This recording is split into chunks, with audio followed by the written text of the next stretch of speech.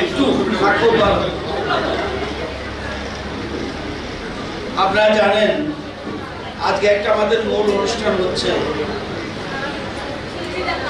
আমাদের যে একই ছাদের তলায় এগ্রিকালচার চৌমনি যেটা সেখানে একটা আমাদের প্রায় 9 কোটি টাকার মতো খরচ করে একটা আমাদের আধুনিক একটা কার্যালয় হতে যাচ্ছে, যেখানে হর্টিকালচার, এগ্রিকালচার, ইঞ্জিনিয়ারিং অফিস সব থাকে।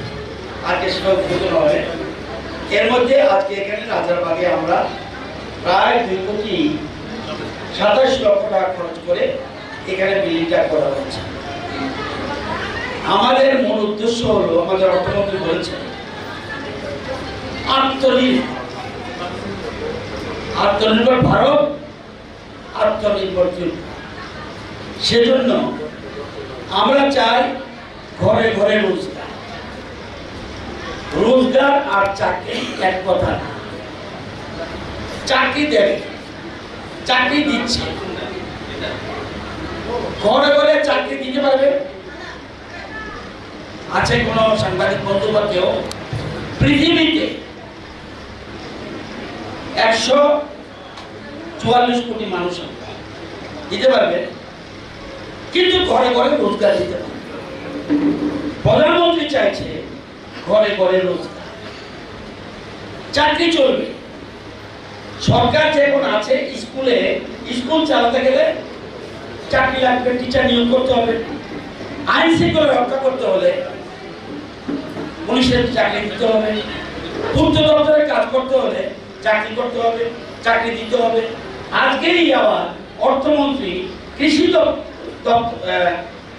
বিদ্যুৎ দপ্তরের 104টা পোস্ট ফিল আপের জন্য আজকে কেন্দ্রে দিশা মধ্যে যাচ্ছে।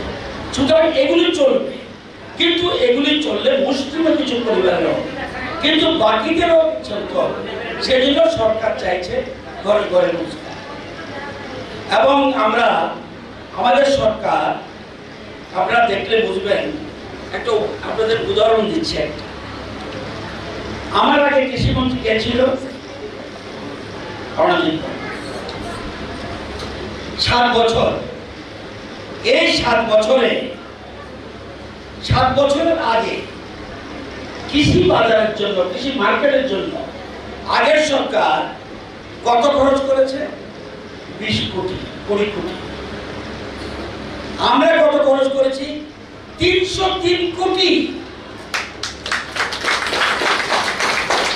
আমরা 144টা বাজার হাতে নিয়েছি, প্রায়গুলি কমপ্লিট। আবার এই বছর আবার নতুন করে মার্কেট হচ্ছে। ওই যে বলছি, কৃষি উৎপাদন করলে হবে না, সেগুলি যেন বাজারজাত করা যায় সেই জন্য। এবং কৃষকদের আমরা সেই জন্য সম্মান করছি। আমি সম্মান করছি না, আমার দেশের প্রধানমন্ত্রী। কোনোদিন এই রাজ্যের কৃষকরা, এই দেশের কৃষকরা কোনোদিন এরকম ভাবে সম্মান পায়নি বর্তমান প্রধানমন্ত্রী যেভাবে সম্মান দিচ্ছে। এটা কোনোদিনই অতীতে আমরা দেখতে পাই। এবং আমরা এদেরকে অন্নদাতা ভগবান বলি। ভগবানকে কে কে দেখছেন? একজন হাত তোলেন। ভগবানকে দেখছেন কে? তার মানে ভগবান অদৃশ্য। অদৃশ্য ভগবানকে তৃষা, দৃশ্য ভগবান। আপনারা রং করেন না মেহেন্দি পাতা দিয়া? মেহেন্দি পাতা নিজেকে বিসর্জন দিয়ে অন্যকে রঙিয়ে তোলে।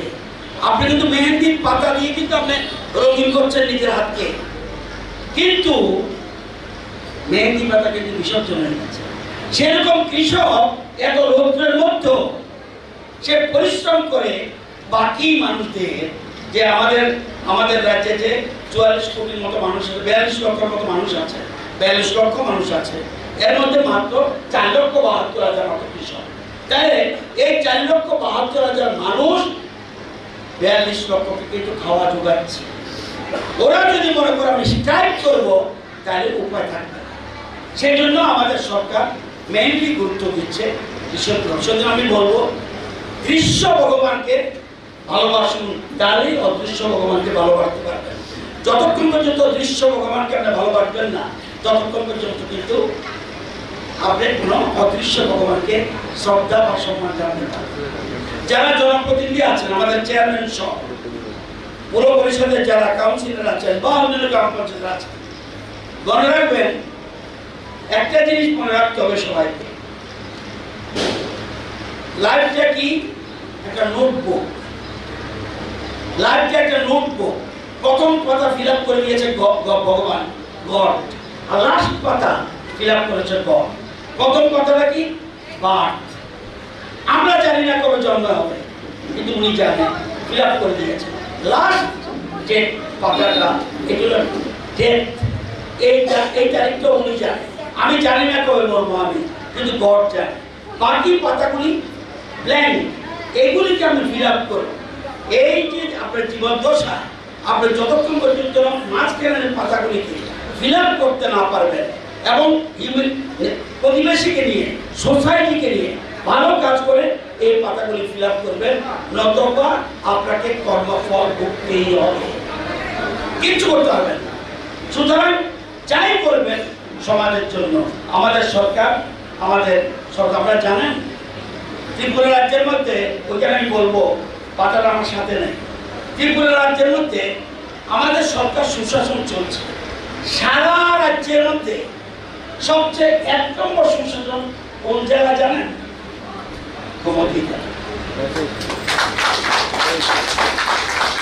এই জন্য প্রাইড পেয়েছে। এখানে গোমতী জেলার মাননীয় মন্ত্রী রয়েছেন, গোমতী জেলার আমাদের এমএলএরা রয়েছেন, সবাই রয়েছেন।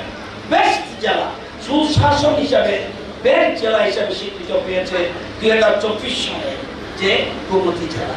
সুতরাং আপনাদের এতে বড় পাওয়া, সুতরাং আরো ডেভেলপমেন্ট হচ্ছে, সুতরাং আরো তার দরকার। আমি জানি আরো ডিমান্ড, আরো ডিমান্ড, আরো ডিমান্ড।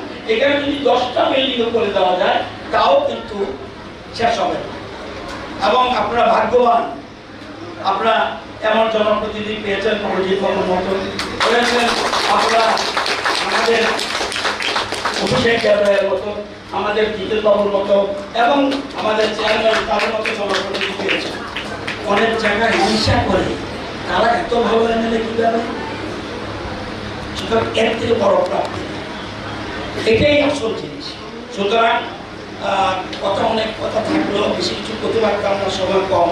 তো আপনারা ভালো থাকবেন, যাতে সুন্দর করে আমাদের রাজ্যের বর্তমান মুখ্যমন্ত্রী এবং কেন্দ্রীয় সরকার, রাজ্য সরকার যৌথভাবে যেভাবে রাজ্যকে এগিয়ে নিয়ে যাচ্ছে, সবাইকে নিয়ে। অনেকে বলবে যে আগের সরকার এমন করেছে, এটা আমি কিছু করতে পারতাম না। আমিও যদি খারাপ কাজ করি আমাকেও কর্মফল ভুগতে হবে। আগে যারা ছিল তারা যদি তাদের নিজ কাজের জন্য কর্মফল ভুগবে, আমি কিছু না। রবীন্দ্রনাথ ঠাকুর বলেছেন, আপনি যদি ভালোবাসা দেন ভালোবাসা পাবেন, যদি আপনি খারাপ কাজ করে থাকেন খারাপ উত্তর পাবেন, কিছু না। আমিও যদি, আমার সরকারও যদি খারাপ কাজ করে এর প্রতিফল আমরা পাবো। এটা বিজ্ঞানীরা বলছে, রবি ঠাকুর বলছে এবং গীতা বলছে। তো সবাইকে বলবো, এই যে আমাদের যেটা এই মার্কেটের এটা পৌরসভার মধ্যে পড়েছে, আমি মাননীয় চেয়ারম্যানকে অনুরোধ করবো, আরো ওনার টিম যারা আছে সবাই সুন্দর করে প্রকৃত যারা, আমি দোকান খুললাম, ভাড়া দিয়ে রাখলাম, এটার নাম কিন্তু আসল কাজ আমার এখানে, আমি এটা করি না। যে সত্যিকারের ব্যবসা করবে তাকেই প্রাধান্য দেওয়া উচিত, যদিও ডিমান্ড বেশি, তার মধ্যেও কাউকে নির্ভর করতে হবে, কারণ ভুল শুদ্ধ সব মানুষের হয়। সুতরাং যতটুকু সম্ভব অ্যাডজাস্ট করে কাকে কি দেওয়া যায়। কিন্তু এই যেরকম বিল্ডিং হয়েছে, খুব ভালো বিল্ডিং হয়েছে, এটাকে পরিষ্কার পরিচ্ছন্ন রাখা, যতক্ষণ পর্যন্ত মার্কেটকে আপনি নিজের আপন বাড়ি ভাববেন না, ততক্ষণ পর্যন্ত মার্কেট আপনি ভালো রাখতে পারবেন।